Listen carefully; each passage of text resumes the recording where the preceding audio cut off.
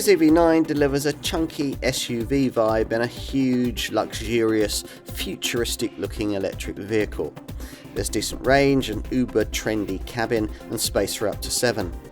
This is the new, more interesting face of Kia.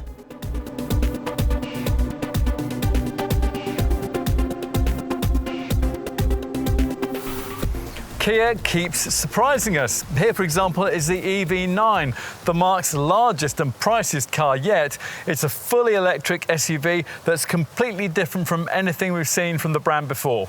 It bucks the trend of super sleek full battery models, which helps this 6 or 7 seat luxury contender to be supremely family friendly. As we're going to see, it's an intriguing mix of the familiar and the futuristic. This chunkier interpretation of the brand's opposites united look is a design theme very different from the existing, more familiar EV6, and it is one that does indeed meet its intended brief to reshape the image that customers have of this growing Korean brand. Now, Kia says it wants to take a few risks with the designs going forward, but retain a mainstream appeal, and that certainly seems to be what's happening here. It's the 4th zero-emissions car the company has brought us, but it's the first to truly stray into luxury territory. And its value proposition really seems quite unique. It hugely undercuts the few other 7-seat electric large SUV models which have made the market so far. All of those require 6 figures for ownership. Which is why no one's questioning an asking price that just a few years ago might have seemed outlandish for a Kia. Might you think it reasonable for this one though? Well, you'll need the industry's most comprehensive review, the Car and Driving road test, of course, to find that out.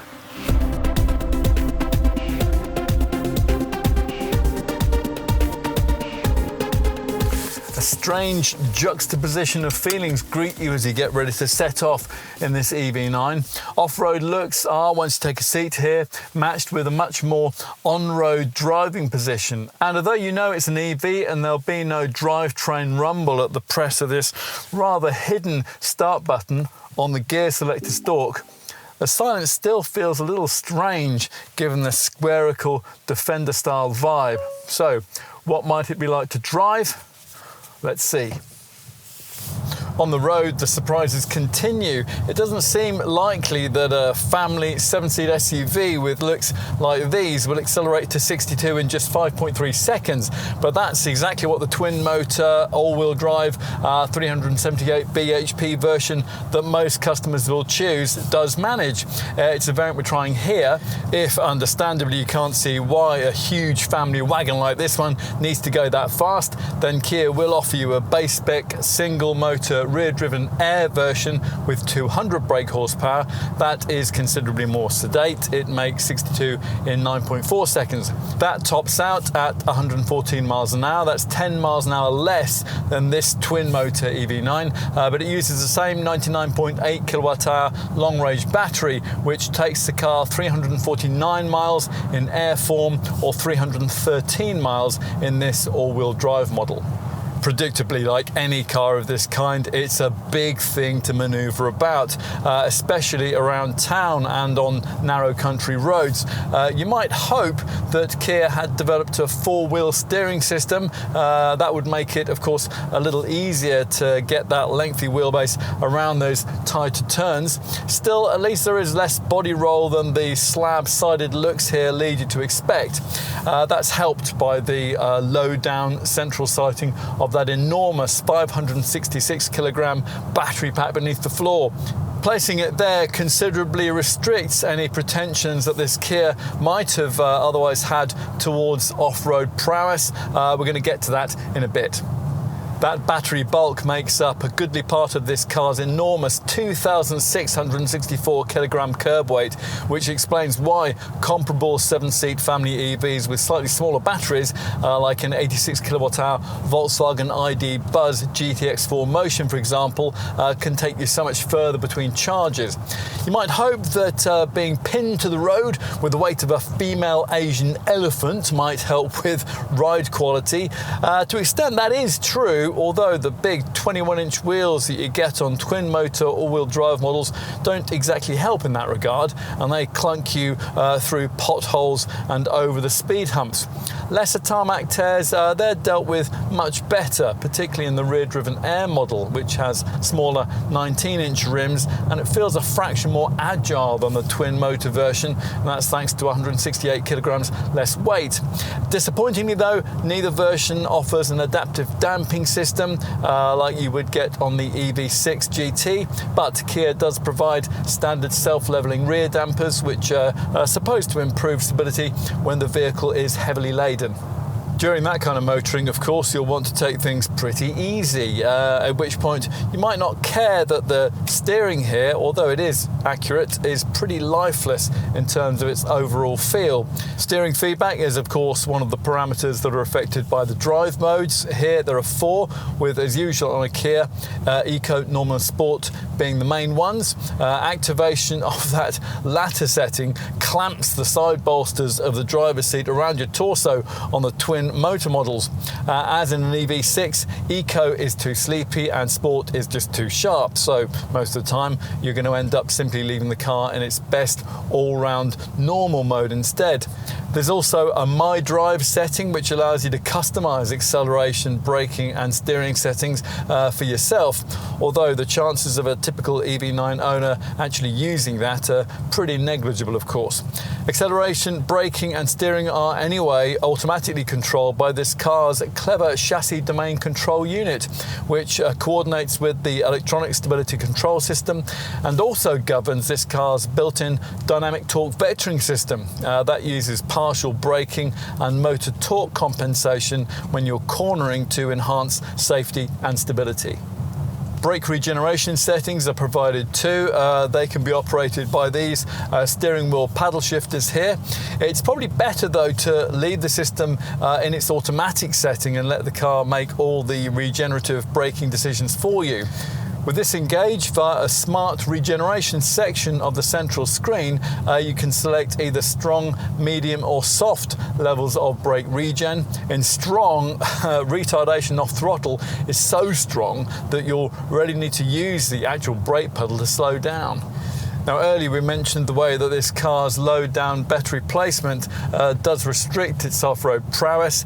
Contrary to what those high-sided looks suggest, ride height is well under 200 millimeters, so even a moderately gnarly track really has to be attempted with a degree of care. Thanks to the brake-based torque vectoring system that we just mentioned, though, a muddy car park can be dealt with confidently in an all-wheel drive EV9, despite the Eco remit tarmac-orientated tyres. This is aided by provided terrain settings, snow, mud and sand. There's also hill descent control to ease you down those slippery slopes. Of more interest to a likely owner though might be the towing capability, which quite impressively for an EV is rated right up to 2.5 tonnes for an all-wheel drive model like this one. That's the same as a Range Rover Velar. If you ever exercised that, of course your EV driving range would drop like a stone, and you'll need to be very aware that the rear-driven Air variant can hardly tow at all. It's restricted to pulling along just 900 kilos. Like most luxury electric vehicles, this one feels most in its element on the highway, and there's a crosswind stability control system built in here, which makes sure that this slab-sided silhouette doesn't get too thrown about if you're driving through a gale. This would definitely be a relaxed conveyance for longer trips, although, as so often in EVs, all the absence of any engine noise does here is to highlight things that you probably really wouldn't hear. In this case, a bit of wind noise over 60 miles an hour. There's no silly selectable EV soundtrack option. Kia has instead invested in more useful technology. They've standardized a highway driving assist 2 setup that uses radars around the car to adjust the distance to vehicles ahead and to center the car in the middle of its lane. On the highway, the EV9 can overtake autonomously. A click of the indicator stalk moves it into an adjacent lane. All you have to do for these functions to work is to keep your hands firmly on the wheel at all times. And that's definitely something you'll have to do if you plonk your foot down in an all-wheel drive model and 700 newton meters of torque is released to the tarmac. That's a figure Kia will improve further with the EV9 GT model it plans to introduce later in this model's life cycle. Here then is a very ambitious car from an ambitious brand, and we can see why you might like it.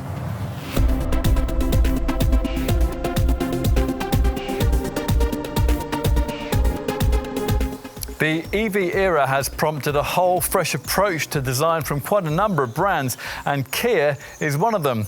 With its quadrilateral-like looks, the EV9, overseen by ex-BMW stylist 𝗙će𝗹𝗹𝟎, is much like the radical concept shown in Los Angeles in 2021, although the wheels are a little smaller, and contrary to the image suggested by the boxy Defender-like silhouette, there is a lower ride height. That's because of the required thick battery pack. Interestingly, Kia sees this as only its second dedicated EV, the company's battery-powered history apparently having started not with the e-Niro hatch of 2018, but 3 years later with the model that shares this EV9's advanced 800-volt eGMP platform, the mid-sized EV6 showroom stablemate. In profile, you're greeted with rock-solid geometry, clean lines and an unapologetically bold SUV profile. In dimensions, we're talking over 5 metres long and 1.75 metres tall, think Range Rover size. The wheels are pushed further to the corner of the car's footprint than with other 7-seat SUVs, and that helps to create Kia's largest and most spacious passenger vehicle yet. Low-drag alloy wheels with aero covers and either 19 or, as in this case, 21-inch rims complete the flush exterior look. They're surrounded by extravert black wheel arch cladding, which is used also on the door sills. Together with the subtle black roof rails fitted above base trim, it creates a chunky SUV vibe that's given a Kia spin with this flicked back D-pillar window line. And up front, well, with the drivetrain beneath the car, you might wonder why it needs such a big bonnet. There's only a small frunk for the charging leads inside, or such a wide and vertical nose. Now, Kia calls this the digital tiger face. There's the latest version of the company's Opposites United design philosophy, which brings these distinctive vertically orientated LED headlamps. A thin grey trim strip along the bonnet edge links them together, and vertically angled daytime running lights, which double as turn indicators, flow from the headlamps down into this overt central lower black grille, which incorporates active air flaps with air curtains to improve aerodynamic efficiency. At the rear, horizontal lines emphasise a body width of nearly 2 metres, with these vertical LED tail lamps pushed right out to the corners. Now, Kia's ignored the overplayed current trend for full-width tailgate lighting, although they couldn't resist adding this wide, thin stop lamp onto the roof spoiler. Horizontal reflectors flank the number plate aperture, and the smooth finish of the plastic-panelled lower skid plate reflects the fact that it's purely there for show. When it's time to take a look inside, these flush-fitting door handles ease out to greet you once the locking system's been activated, which, thanks to an ultra-wideband digital key system, can be done via your phone. You expect to have to climb up into the driving seat of something that looks like this car does, but in an EV9, you don't have to. Inside, we're already into a new generation of Kia EV interiors. This cabin is less visually dominated by twinkling displays, although there are still plenty of those. It's all quite interesting and avant-garde, although even in this top-spec variant, it's not quite as upmarket feeling as you might hope it would be for the money that's being asked here. Moving from a premium-badged combustion large 7-seat SUV, say a BMW X7 or a Mercedes GLS, into one of these might be a bit of a culture shock. Now, to be fair, there are a few luxurious touches. The powered seat slides back automatically as you get in. The pillowy soft headrests, they're lovely. And the soft finishing for the A-pillars and the roof lining is smart, as are the fabric inserts you get around the side of the centre console here and ahead of the front seat passenger. Big, intricately fashioned Meridian door speakers feature on most models too, plus you get a power adjustable steering column. Primarily though, what you're paying for here is technology you can't see. You might think that it ought to feel different, and you can feel good about doing your bit for the environment. I mean, after all, the synthetic leather upholstery here is partially derived from corn. The fabric and carpets, well, they're partially derived from recycled fish nets. The switches and trim fittings feature bio paint, and old plastic bottles have been used in the fabrication of the dash and the door trim. Against all of that, the wood and the animal hide that you'd normally expect to find in a luxury SUV would surely seem a little bit out of place. But cutting-edge technology doesn't. The new dashboard gets a vast digital dash, this large 27-inch instrument panel, which on closer inspection actually incorporates a trio of screens. Through this rather ugly D-shaped four-spoke wheel, you view a 12.3-inch instrument display, while far to the left, there's a central infotainment screen of the same size. In between the two monitors, Kia provides a further 5.3-inch display for the climate functions, which is a much more accessible arrangement for ventilation functions than the fiddly lower panel you'll find in an EV6. Before we get too heavily into screens though, let's talk about these seats. Avoid the base Air model, and front seat occupants get these so-called premium relaxation chairs, which can be reclined with an extending footrest for when you're all parked up or when you're charging. They're really lovely. Other unusual touches include a digital rear view mirror that doubles as a rearward camera with an overhead view element. There's a button for fingerprint recognition. There's a Kia steering wheel emblem which softly illuminates while you're driving. Now, that wheel seems to have inherited a lot of the switches and the buttons which were removed in the course of creating this minimalist dashboard layout, and it does look rather overburdened as a result. But perhaps that's to be expected, I guess, given that the designers decided to completely remove the usual centre stack to create a welcome feeling of spaciousness, and that's emphasised by the glass sunroof above here.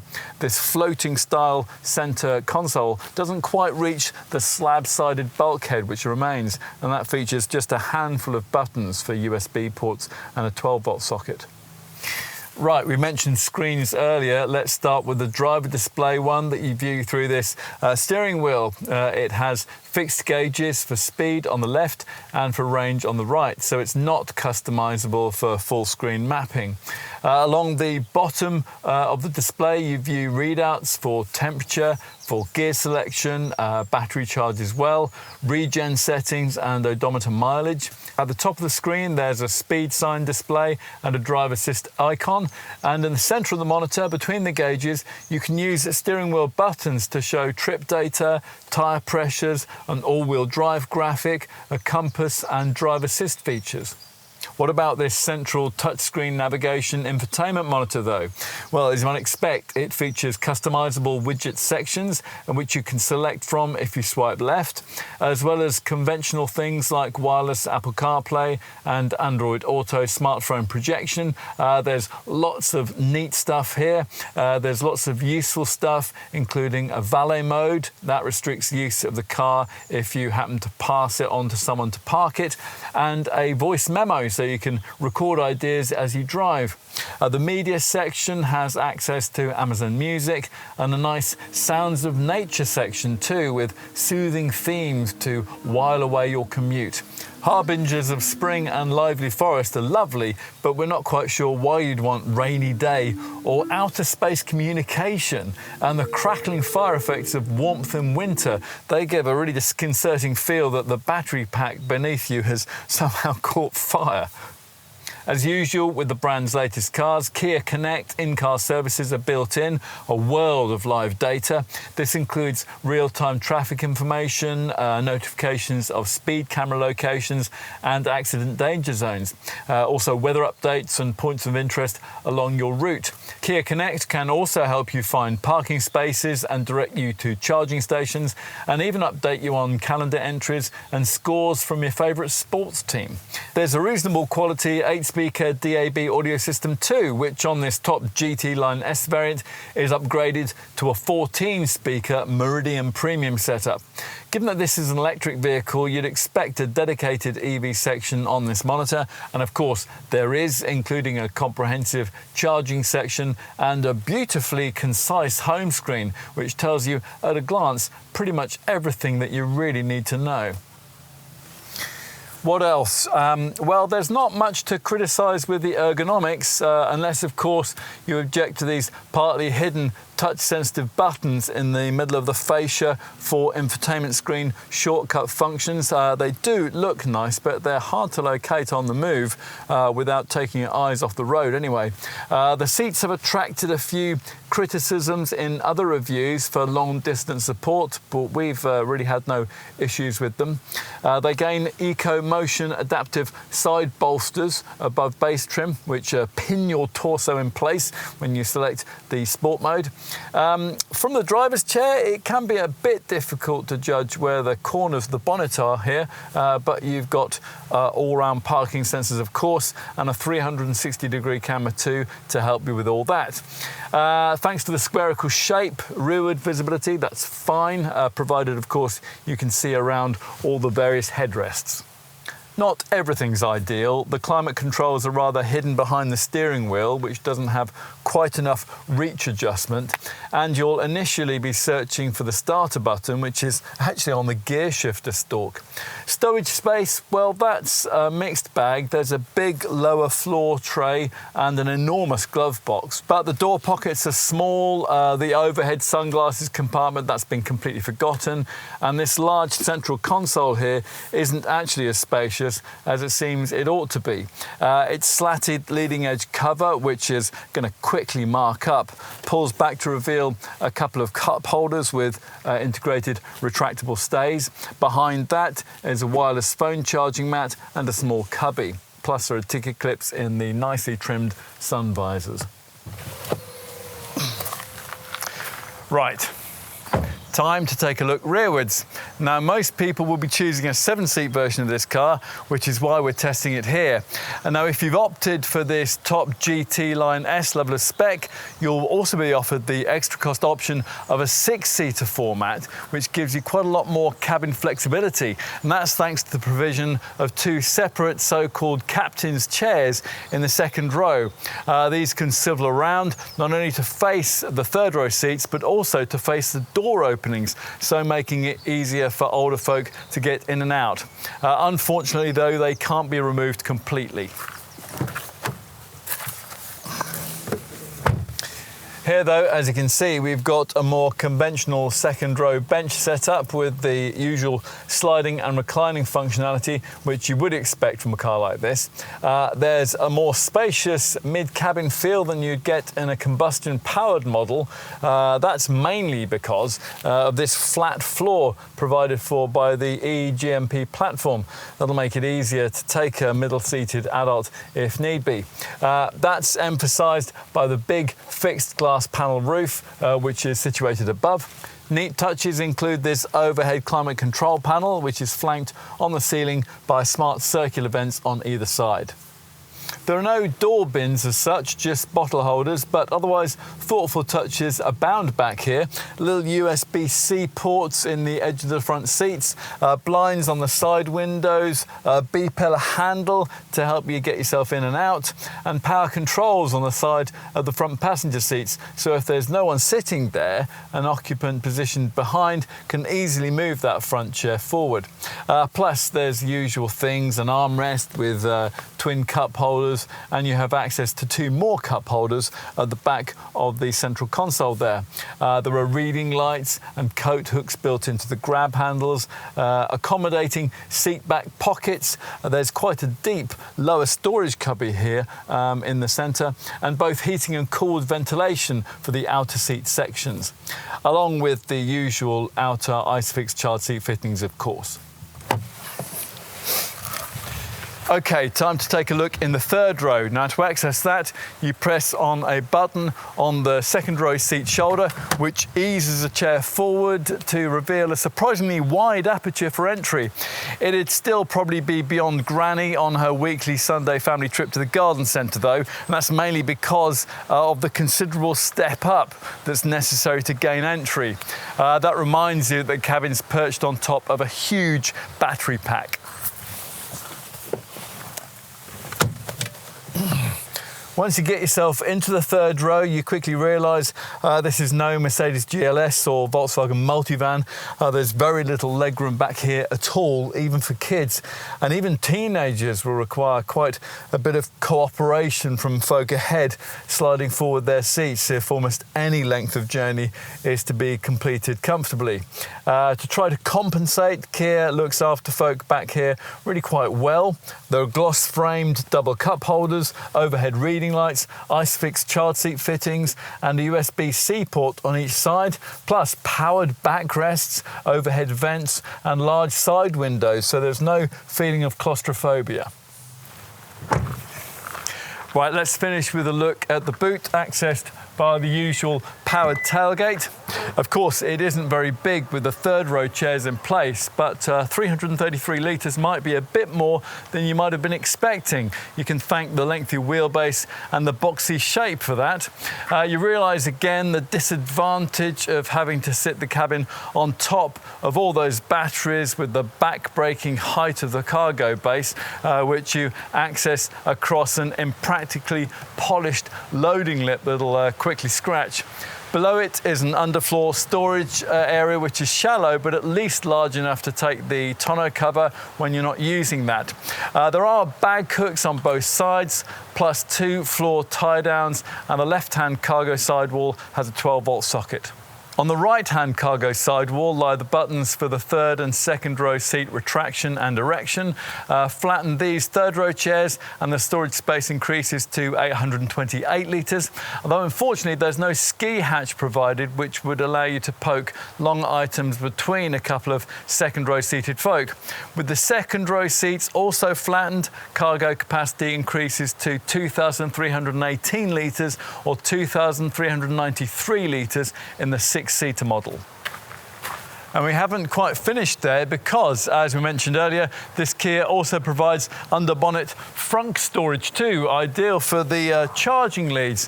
There's 52 litres of that here, but on the base rear-driven Air model, which lacks a front axle motor, that figure would rise to 90 litres.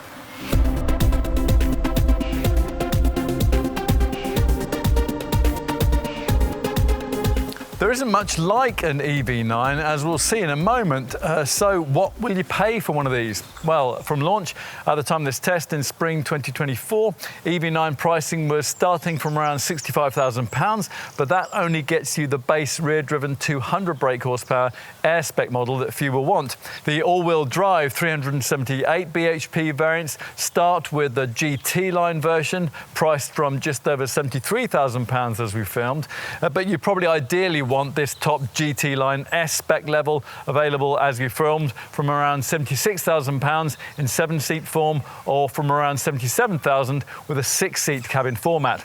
All EV9s share the same 99.8 kilowatt-hour battery. Kia does offer a smaller 76.1 kilowatt-hour battery powering a 215 bhp electric motor with this car, but that's in other markets. As for market alternatives, well, there really isn't very much at all that's directly comparable. We have talked elsewhere in this film about this car's Defender-style visual vibe. Well, If you're prepared to consider a plug-in hybrid as an alternative here, then you might look at the PHEV version of that Land Rover Defender, the 110. But the P400e model in question was priced right up at around £92,000 at the time of this test. And anyway, part of the whole point of EV9 ownership lies in being able to own an SUV like this without dependence on fossil fuel. The thing is, though, you can't own another SUV quite like this one for the kind of money that Kia is asking here. The other full electric SUVs you'd pay this kind of cash for, say a Jaguar I-Pace, a BMW iX or an Audi Q6 e-tron, they're all much smaller and only have 5 seats. And that also applies to the car that you'll sometimes find mentioned misleadingly as a rival in other reviews of this Kia. That's the Mercedes EQB. If you want an SUV that's comparable in size to an EV9, say a Tesla Model X, you'll need over £100,000, although that doesn't have 7 seats in our market. You'd also need close to £100,000 for what, price apart, might otherwise seem to be the most obvious rival to this EV9 on paper, Volvo's 7-seat EX90 flagship luxury EV. Beyond that, if you want 7 seats and a big, full electric luxury crossover of this kind, then there's only the Mercedes EQS SUV, but that costs nearly double what Kia's asking here. A comparable EQS SUV 450 4MATIC variant, that's pitched at over £130,000. All of which means that we've concluded at the time of this film in spring 2024 anyway, that the closest match to this EV9 is, we think, an alternative that you might not have considered, the Volkswagen ID Buzz. Yes, even though it's an MPV. Just shows how little else there is that's directly comparable at this Kia's price point. Now, the plusher style spec version of the Buzz that most of that VW's customers choose, that costs about the same as a rear-driven base EV9 Air. The Buzz that you'd compare with an all-wheel drive EV9 variant like this one, though, the Buzz GTX 4Motion long wheelbase, has an 86 kilowatt-hour battery and 340 PS. That wasn't yet on sale as we made this film, but we'd expect that car to be comparably priced to this Kia. But it's not quite the same, so we can understand why you might think that there's really nothing quite like an EV9, in which case the deal might be sealed for you if Kia can deliver its usual high standard of spec. So, is that the case here? Well, let's see. All EV9s come with complete LED illumination for the headlights, the LED daytime running lights, the tail lamps and the rear fog lights. Plus you'll get power folding mirrors too, auto headlamps and wipers, a rear spoiler, rear privacy glass, roof rails and silver front and rear skid plates. Plus there's fingerprint recognition and digital key keyless entry, which you can work via your smartphone too using ultra-wideband technology, and that can be shared with up to 3 other people.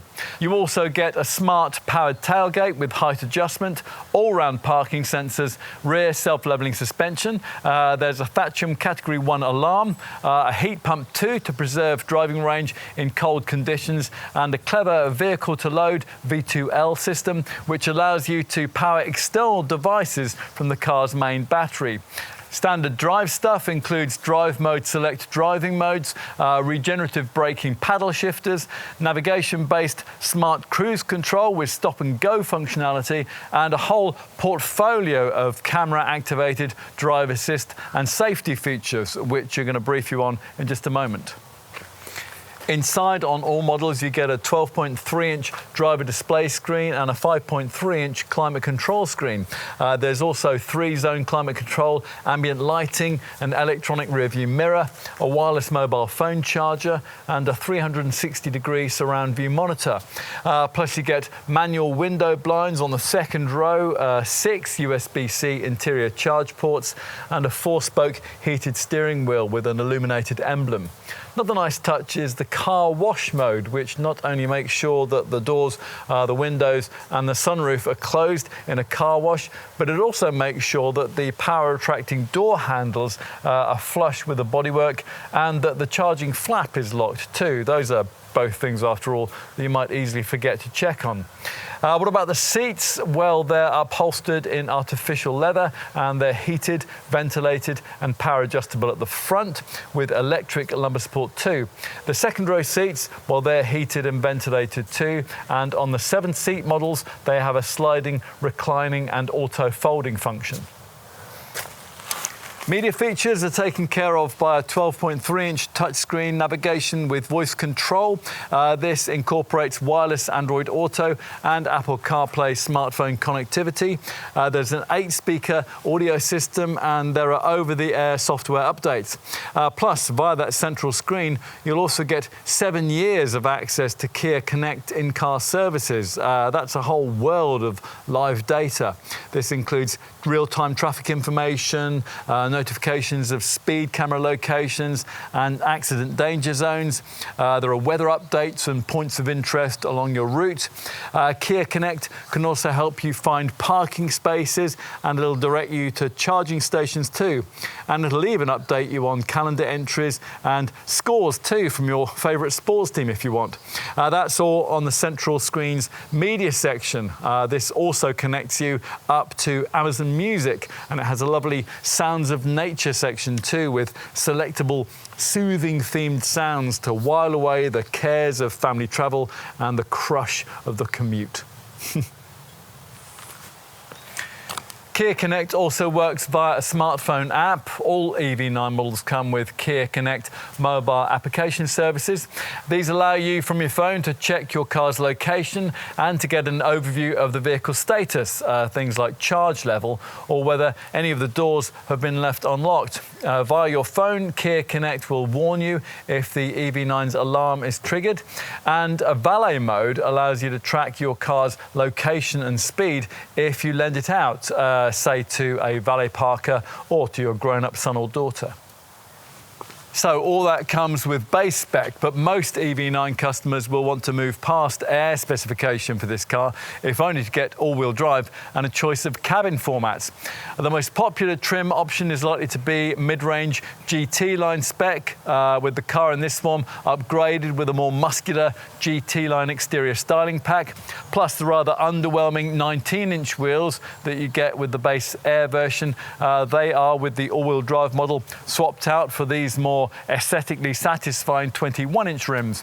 From GT line spec upwards, the LED headlights gain small cube graphics and an adaptive high beam, and the profile gains bridge-type roof rails. Inside there are alloy pedals and the front seating's much nicer with more adjustable premium relaxation chairs, and the driver's seat, which gains memory settings, that's of the ergo motion sort, which adapts to cornering forces. There is also a powered steering column. The all-wheel drive system includes terrain mode select settings, and a remote smart parking assistant 2.0 feature allows you to impress your friends by standing outside the car and parking it using the key fob. If you want more, then your final choice lies with the top GT Line S level of trim we're trying today, which is a spec level that you have to have if you want the option of the more spacious feeling 6-seater cabin format, which has 3 rows, the rear 2 using special individual captain's chairs. Thanks to these, the second row seats are able to swivel either to face the doors for easier exit or to face the row behind for a conference type vibe on longer trips. With GT Line S trim, you'll also get a Meridian premium sound system with 14 speakers and a special IntelliQ feature which automatically adjusts the volume and sound quality based on vehicle speed change. There's also a Horizon feature which allows for simultaneous control over music playback and image and surround. GT Line S also gives you an augmented reality head-up display and 2 sunroofs, the front one sliding, the second row fixed with a powered blind. As for options and accessories, well, there's no news on whether UK EV9 customers will be able to specify a solar panel built into the bonnet that featured on the EV9 concept car, or whether this market will be offered a set of trendy digital rear view mirror monitors which sit at either side of the dashboard and replace the conventional mirrors. More conventional features that you can have, well, they include a boot liner, side steps, puddle lights, rear floor mats, an extendable trunk mat, a boot organiser, second row floor mats, seat back hangers and front mudguards. You can have a chromed tailgate trim strip, LED trunk and tailgate lights and a dash cam. Plus, of course, you can have a detachable tow bar and the usual roof cross rails, which will let you carry roof box or carriers for bikes, skis and snowboards. For the ultimate eco-touch, you might also want to add Econil front row floor mats fashioned from recycled fishing nets. Bear in mind that you'll almost certainly have to pay extra for your preferred paint finish. This Aurora red shade is the only one that's standard. You will probably want to pay extra for one of the various premium finishes, which, if you avoid base trim, include particularly nice shades of Pacific blue. Enough with equipment and options. Let's finish now with a look at safety provision. As you'd expect, there's a really decent package of camera safety kit, and that starts with the usual autonomous braking system. Now, 𝗙će call theirs forward collision avoidance assist. It's a setup which detects pedestrians, cyclists and other vehicles in close proximity. The brand has developed this further now with a forward collision avoidance assist junction turning feature. Now, this anticipates oncoming traffic that we might be about to turn into in front of at junctions. You'll be warned if that's just about to happen, and if necessary, the car will be braked to avoid an impact. There is also an 𝗙će lane keep assist feature. This applies subtle steering lock if you drift out of your lane or you drift too close to the edge of the roadway. And there's a lane follow assist setup too, which keeps you a safe distance behind the vehicle ahead of you. This combines with a highway driving assist feature. This automatically adjusts the car's speed to suit the surrounding traffic conditions. There is also blind spot collision avoidance assist. That works with the blind view monitors that we mentioned earlier on, and that alerts you if there's a vehicle in your blind spot when you're moving off or pulling out to overtake. Plus, there is also crosswind stability control. That's built in to make sure the slab-sided silhouette doesn't get too thrown about if you're driving through a gale. There's much more too. All EV9s get 𝗙će's PCA, Reverse Parking Collision Avoidance Assist system, which will alert you if you're just about to reverse into something, or someone, of course. Plus, you'll find the brand's useful Safe Exit Assist system too. That alerts occupants if they're about to open their doors in the face of an oncoming cyclist or vehicle. Driver Attention Warning, that constantly monitors your driving reactions for drowsiness, and if that's detected, it'll prompt you to stop for a restorative coffee. Multi-collision brake assist, that brakes the car after an impact so that it's much less likely to go on and hit something else.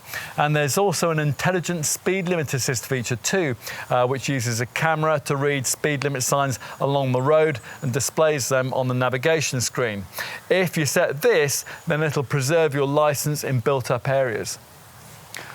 Plus, of course, all EV9s come equipped with a veritable bouncy castle of airbags. There are 9 of them covering all 3 rows, and a centre airbag at the front to stop the forward occupants being thrown together in an impact. An e-call system will alert the emergency services with your GPS location if any of those airbags go off in an accident. There's also auto door unlocking in the event of an impact, as well as ABS braking and electronic stability control to help you avoid one in the first place. Plus, you get hill start assist to stop you from drifting backwards on those uphill junctions. There's a tyre pressure warning system. There's an active bonnet system, and there are ISOFIX child seat, top tethers and anchor fixings for the outer rear seats.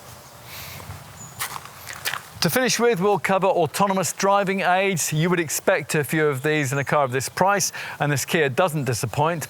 All variants come with the latest generation of the brand's highway driving assist system, which has hands-on detection and uses 15 sensors, including a couple of LiDAR sensors, to offer level 3 autonomous driving where conditions allow. This setup helps the driver to prevent collision if another vehicle cuts in front of it at low speed, and uses radars around the bodywork to adjust the distance to vehicles ahead and also to center the car in its lane. On the highway, a lane change assist feature will even allow your EV9 to overtake autonomously. A click on the indicator stalk moves it into an adjacent lane. All you have to do for all these functions to work is to keep your hands firmly on the wheel.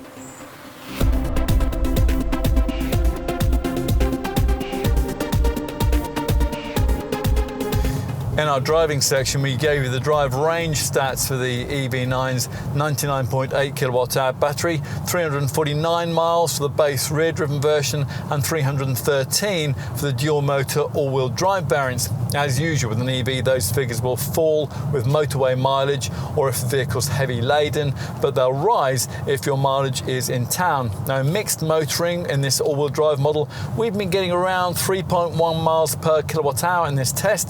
That equates to around 300 miles of usable range. Despite the provision of a heat pump, we'd expect to lose about 30 miles of that in cold weather. There's a lot of technology available here to help to preserve this car's range figures, of course. Now, obviously, to get anywhere near to those quoted figures, you'll need to be regularly engaging the most frugal eco drive mode, and you'll also have to be using the more aggressive brake regeneration options available to you by these steering wheel paddles. The most extreme of these is iPedal, and that slows the car off throttle so dramatically that you'll probably hardly ever have to actually use the brake to slow down. Activation of this car's navigation-based smart cruise control setup, that also helps you to eke out your precious battery mileage. This feature uses the navigation system to anticipate upcoming curves on straights on highways and then automatically adjust the car's speed for more efficient driving.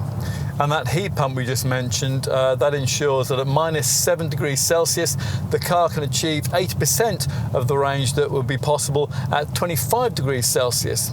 Now, the heat pump compresses refrigerant under high pressure, and that creates heat that warms up the flowing air through the ventilation system. So the climate setup then needs less energy from the battery in colder weather.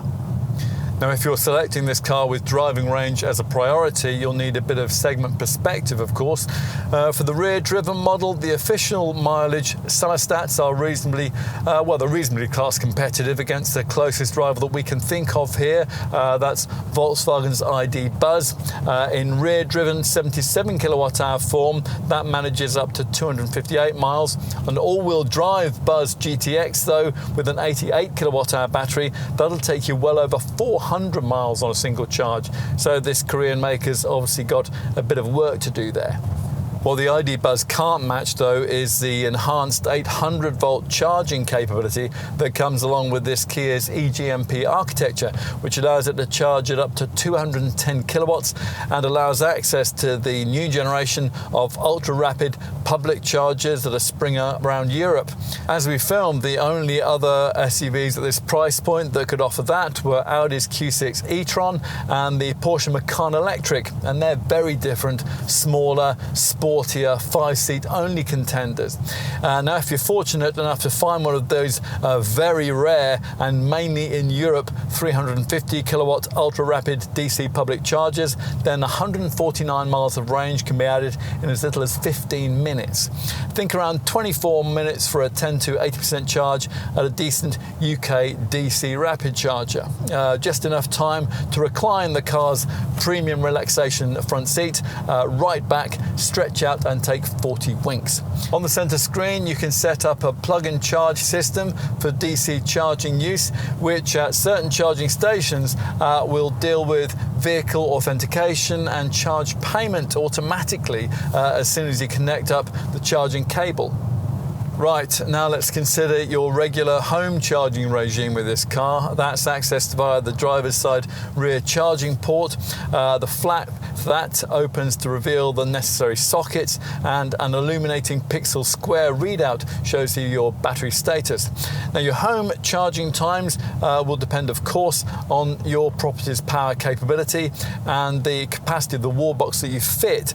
But to give you an example here, the 7.4 kilowatt wall box that you'll probably have already in your garage requires 13.5 hours for a full battery top-up. That means an overnight charge may only just be possible, and it won't be possible at all, of course, if you have a late finish and an early start. Now, if your home or office has access instead to an 11 kilowatt supply, then you can lower that AC charging time to around about 9 hours. Either way, a full home charge isn't going to cost you much less than what a few years ago you'd have paid for half a tank of fuel. We'd calculate that at an average electricity rate, a full AC charge of the big 99.8 kilowatt hour battery would cost you around £30, but it'd be a great deal more on the road. We reckon a 10 to 80% DC top up would cost around £80, and that's about the same as a full tank of fuel. Are EVs really a cost-effective ownership proposition? Well, better put some answers on a postcard.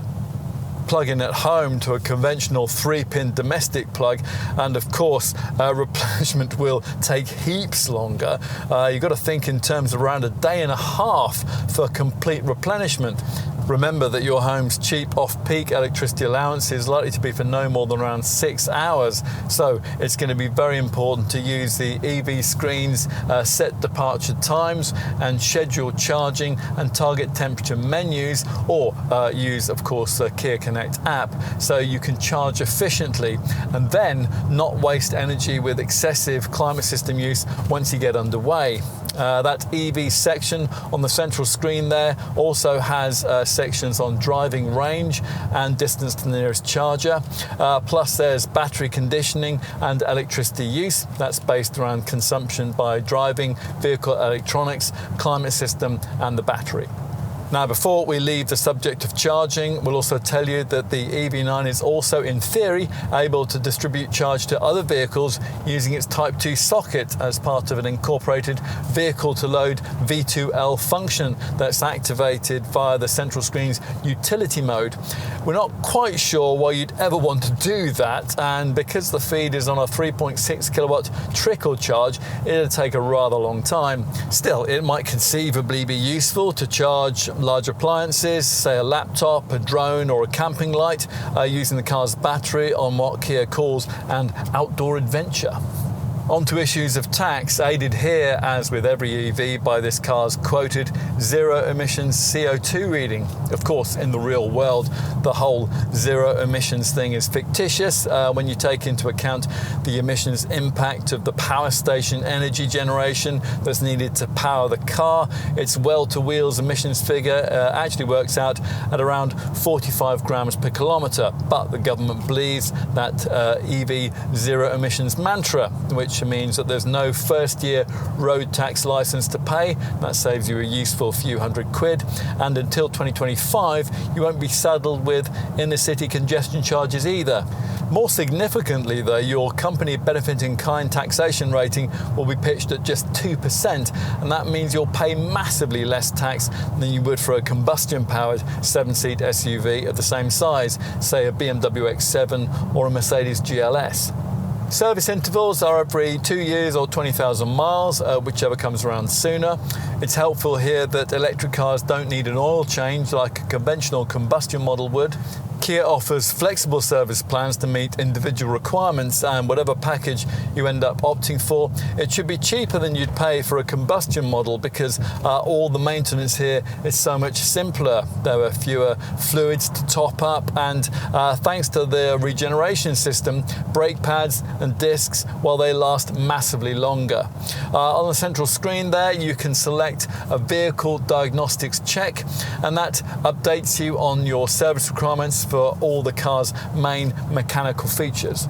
If you're worried about green issues, you might like to know that the EV9 has achieved product carbon footprint certification and also a carbon measured label from the Global Climate Change and Sustainability Consultancy of the International Carbon Trust Organization. Kia has become the first Korean vehicle manufacturer to achieve that certificate.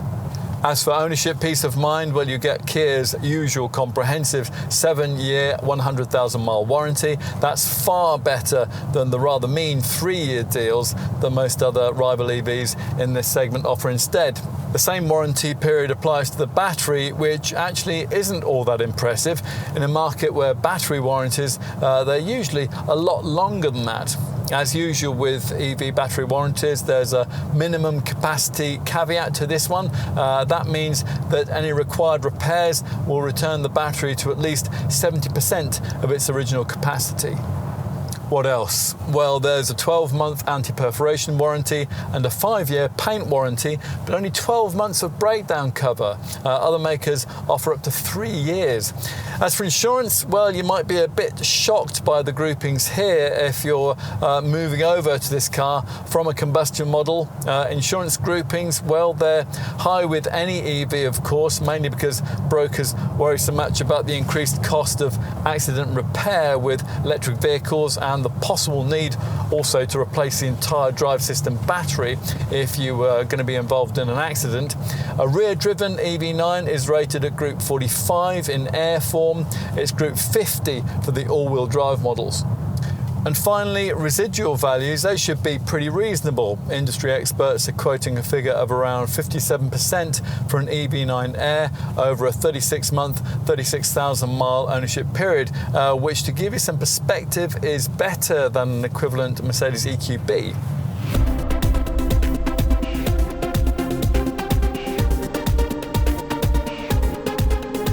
The Kia brand's upward trajectory probably would have continued if we'd stayed in the combustion era, but it's really taken off as this new electric age has progressed. We like the fact that the marque isn't afraid to be different, and it particularly has been here in a segment that's full of streamlined, toothpaste tube-shaped large luxury EV crossovers. The EV9's bluff, blocky, but still futuristic looks stand out. As design chief 𝗙će𝗹𝗹ល់says, there's an authenticity to it. The cabin is also a selling point, allowed by the squarical dimensions to be the most practical interior in the class. It makes conventionally engineered, similarly sized luxury segment 7-seat SUVs like the BMW X7 and the Mercedes GLS feel really quite yesteryear, limited as they are in so many ways by the constraints of their combustion platforms. We wished the EV9 had been equally groundbreaking in its electric driving range. That isn't particularly notable, but the 800-volt electrical infrastructure that trumps most rivals by providing the potential for ultra-rapid charging really is. Of course, this Korean maker is asking a lot of money for this car, more than you might ever have expected to pay for a Kia, but it is massively less than you require for the only other 2 large segment electric 7-seat SUVs, which at the time of this EV9's launch were the only other offerings in this part of the market, Volvo's EX90 and the Mercedes EQS SUV. We think a bigger version of Volkswagen's ID Buzz is really your only other option, and that's an MPV. None of these big electric family contenders are especially dynamic to drive, of course, and the EV9 really isn't either, but likely customers probably won't be expecting engaging drive dynamics. And if they love the bluff, abrasive looks, these people will really like the fact that this urban cruiser is as practical as just about any family will ever need it to be. And in summary, well, until the EV era, you might have felt a bit ecologically self-conscious about driving a large 7-seat luxury SUV. Now, you don't have to be. And here, Kia's provided the most accessible car of this kind. It is rather refreshing that these days this Korean maker doesn't particularly want to be perceived as premium. It's a brand that now deserves to be recognized as interesting and different, as the EV9 definitely is.